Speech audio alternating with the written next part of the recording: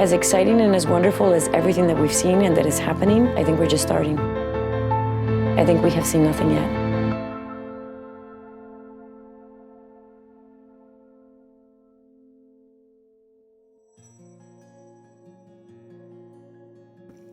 Living out in the country, sometimes there just wasn't a whole lot to do. So you could easily find yourself bored and like you hear that saying, idle hands in the devil's workshop. So going into my teen years, I started to, not being raised in a religious home, I started to drift towards the party lifestyle and really got involved with drugs and dealing drugs and that whole scene kind of quickly. There was the summer of my 8th grade year, and then that kind of escalated going into high school. Knowing how lost I was as a teenager and never having anyone tell me about Jesus, not once, until my best friend became a Christian, and then I saw it. I was born in Mexico, Monterrey, Mexico, and my parents came over to the United States when I was 3 years old. And at that point, I grew up in Texas, way down in the Rio Grande Valley, which is the very most tip part of Texas South. My father was an evangelist, and he also pastored a few churches. And so I was raised in a Christian home all my life because I did not want to follow in the footsteps of my parents as far as living for the Lord. But God pursued me. He transformed me. I was 19, so then 2 years later, that's when I came up to Chicago. At that point, I was just coming to the Lord. I was trying to figure out who God was and all this intimacy, what this relationship was all about. We met when I was actually at a church in Joliet at the time.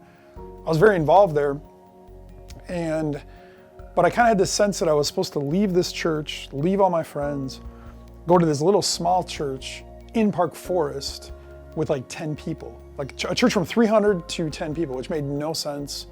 A lot of my friends were like, "What are you doing?"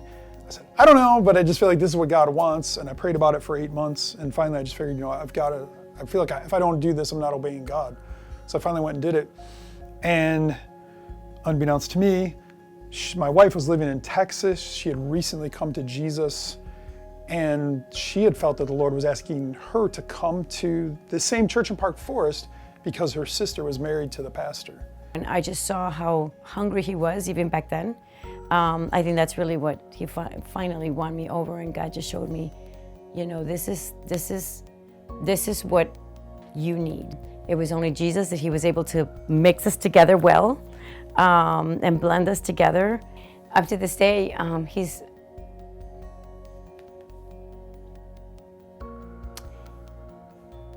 always remained the same passionate person for our Jesus. When I came to the Lord and I got married and I'm trying to figure out God and my relationship with him, I would not settle for just reading about God and just knowing knowledgeably about him. I wanted him to make himself known to me. So what he started doing is he started showing me dreams. He would give me dreams. So it was approximately 20 years ago. It was right around early 2000s. I believe in her journal she wrote this in 2003. That dream was given to us when we were still being a part of the youth group. And even then, Jay was already messing with cameras and just getting into all the camera stuff. His desire was always to bring God's message and God's glory in it all. We were having dinner in the dream, my sisters and I. And I'm hearing music, and I recognize the music, that it was from one of his videos that he had made. And so I'm following the music because I'm thinking that's where Jay's at, where I'm hearing it coming from. And it led me to this odd-shaped building. I walk in and I open these doors, and there's a whole bunch of teenagers, and it's a gymnasium.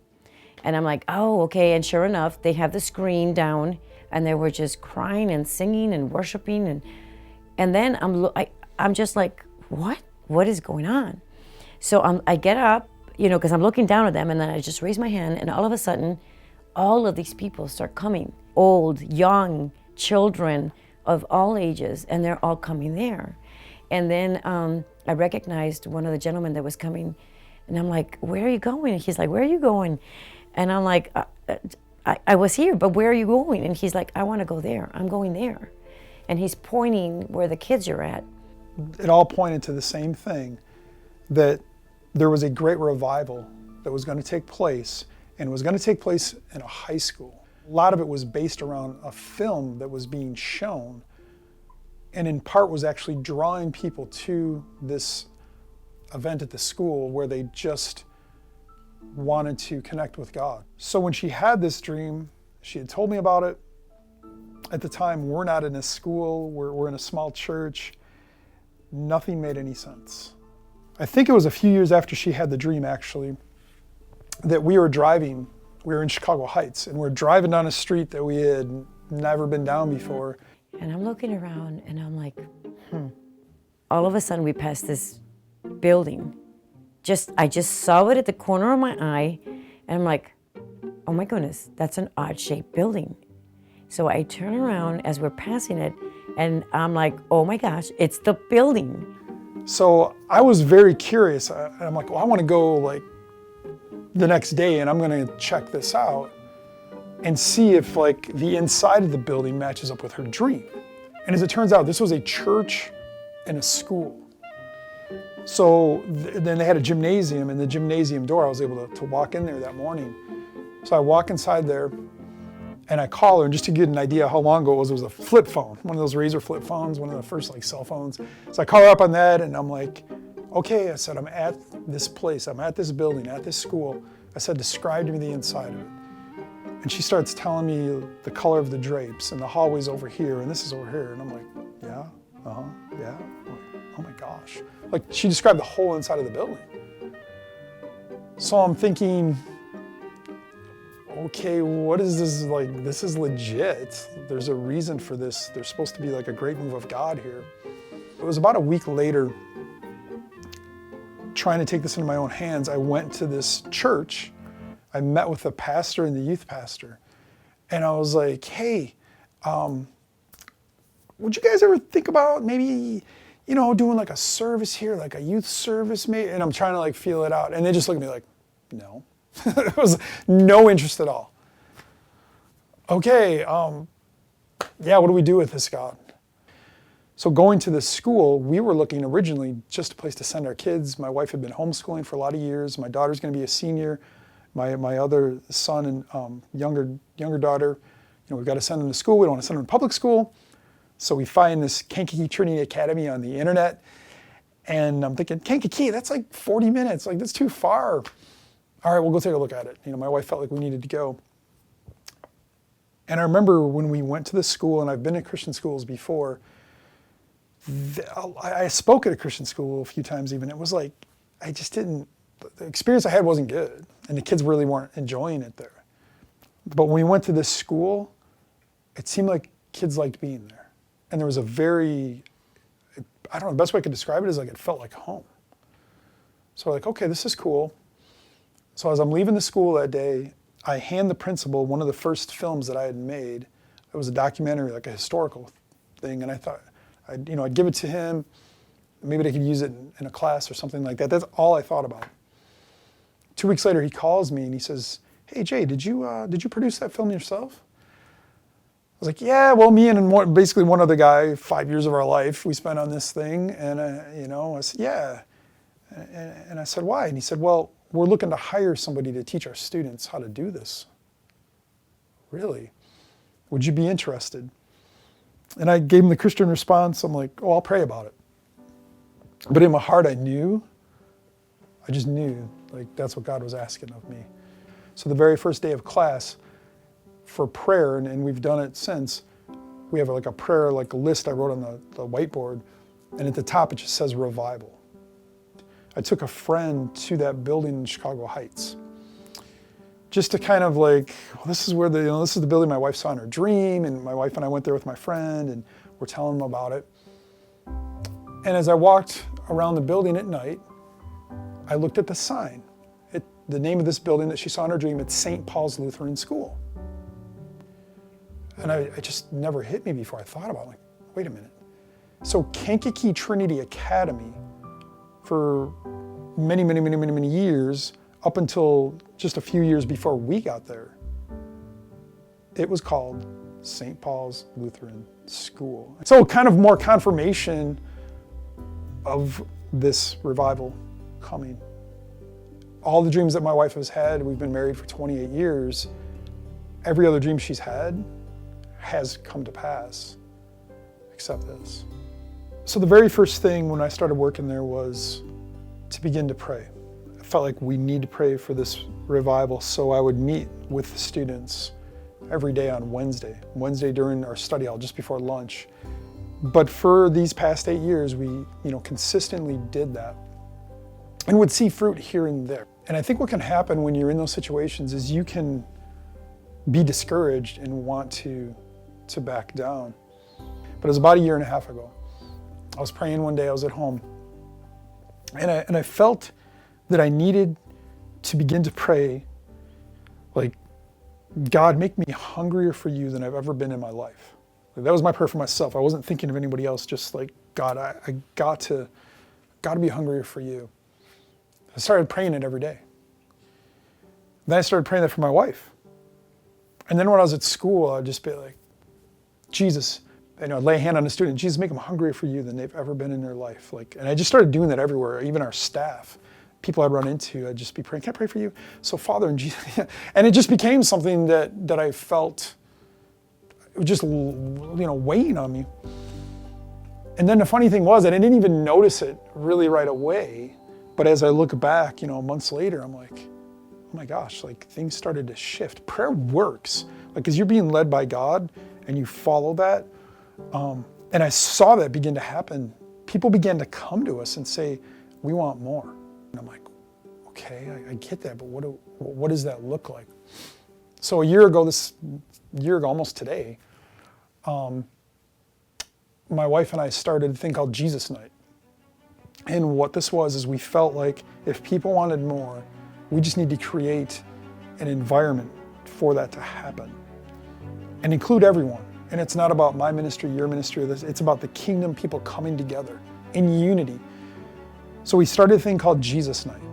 Once a month, Sunday night, invited all the churches around, people that told us they were hungry. When we started Jesus Nights, we knew that we were going to have to sacrifice even more, that it was going to be more about God's timing and more of God's people.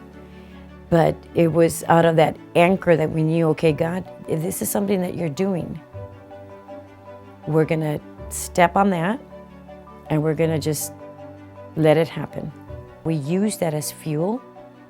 We use that to quench that doubt that that's impossible. How are you going to do that in cornfields? A few months before Corona, I was contacted by a director-producer in California. Sent me a message on Facebook.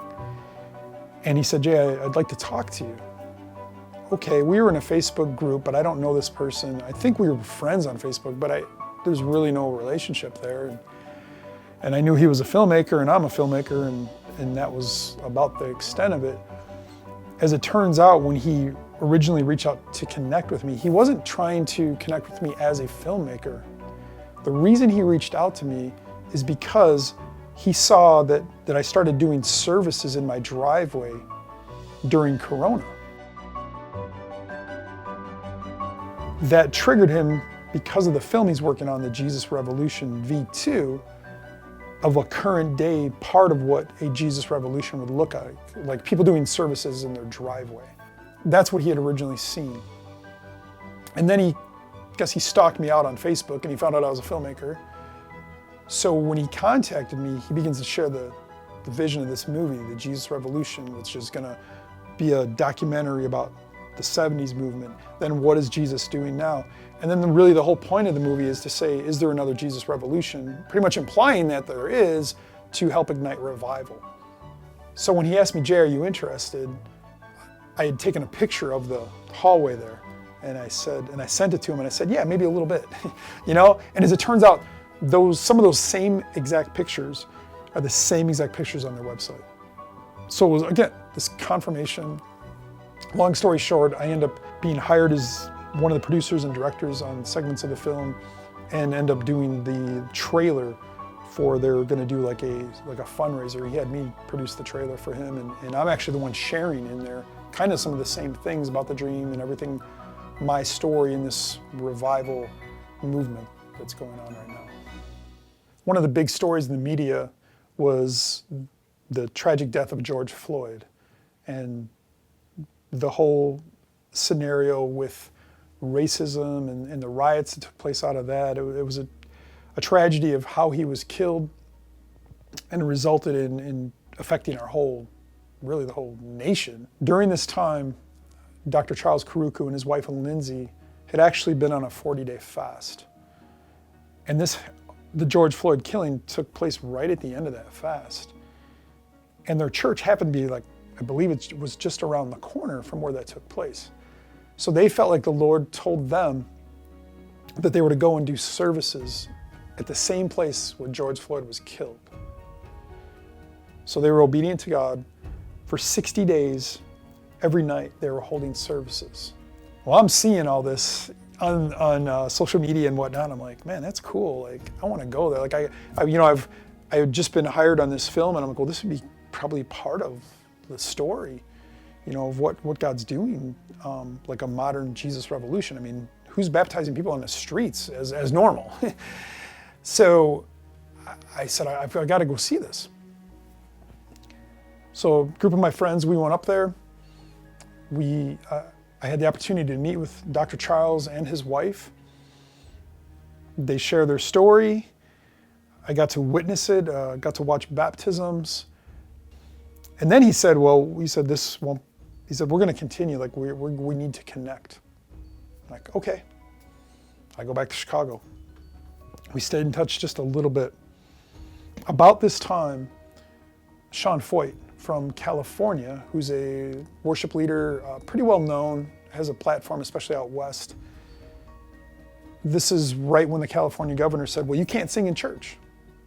So Sean says, well, then we'll sing outside of church. So I think the first meeting he did was at the Golden Gate Bridge, and then they started meeting on the beach, and then thousands of people are gathering for worship. Well, then he feels like the Lord's telling him to go and to travel around and hold these, it's called Let Us Worship, like a tour of all these different hotspots, like, Seattle, Portland, Kenosha. So I'm like, oh my gosh, this is crazy. Like, this is actually happening. I need to get connected to Sean. I have zero connection. I'm not connected to him. But I'm friends with Dr. Charles. About a month ago, Dr. Charles had contacted me and he says, Jay, he's like, Sean would like to have a meeting in Chicago. And he would like you to organize the pastors and basically put me in charge of the meeting in Chicago. I'm thinking, oh my gosh, like this just fell into my lap. Here I'm going to connect with Sean. It's great. I couldn't have made it happen, and now it's here. So that was on September 16th. We had about 3 weeks to get it together. So for 3.5 weeks, all of these pastors that got involved were just working so hard, spreading the word, trying to get the people on board, trying to get the city, to get permits, to get the police on board, to get everybody where they needed to. Long story short, I had gone through the channels to got green lights everywhere with the police and whatnot. We show up to the venue at 2, it's gonna start at 6, we're gonna meet in a park. The roads are literally blocked to going to the park by the police, who are waiting there for me to tell me, yeah, you're not meeting here. What do you mean? And it was 4 hours back and forth on the phone. They finally allowed us to meet, but they said you cannot use a sound system. And the cops were right there all around the trailer where the equipment was, and they were not letting those guys bring out any of their equipment except for the guitar. Which worked out really good because the people, just with the acoustic and the voices, just were shouting. I mean, were just pouring. They were worshiping so loud. It was so intense. That to me was that scripture where we worship the Lord with all of our hearts, mind, soul, and strength. All of the people were battling with all of their might. I don't know if I've ever been anything quite like that. So powerful. It cost them, it cost them that whole night of just being louder because there was no speakers to bring out music. And they also said we couldn't do baptisms. oh my goodness, you know? Are you kidding me? Like, we brought my pickup with this big baptismal like watering trough in there. It says Jesus on the side of it. He pulls it around right in the middle of the crowd of cops. And I'll just back the truck up. So the audience is here. Here's the street. So I'm watching and I'm like, he's either gonna get arrested or, you know, there's gonna be an uproar or something. And I hear all this screaming and cheering as I'm backing up. You could see the rear of his truck, and then he started backing up. The crowd went crazy. What are they doing? Like, what are they all excited about? And then I realized they're excited about the baptismal tank. There was such an uproar of excitement when they saw that tank coming. Me and my friend Marlon, pastor friend, we get in the back, and who wants to be baptized? People are literally like running. You had a line that formed right away. And as soon as one person was done being baptized, as they were getting out, the other person is just about practically jumping in the tank. I mean, there was such an excitement in that, and it was just all God. It was just beautiful. I don't really know how many we baptized that day. Somebody said like 40. All I know is my back was sore, like my body was sore for 5 days after that. I would have never imagined that I would be sore from doing so many baptisms, but I'll take it any day. It was an amazing night, amazing night.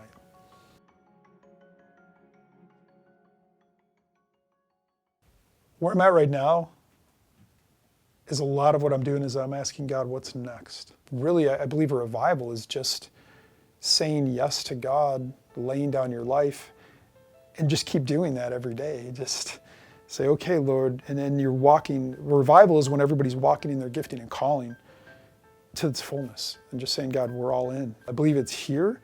I believe we're at the beginning of it. And I believe we're going to see a third great awakening. And I just can't wait till that day.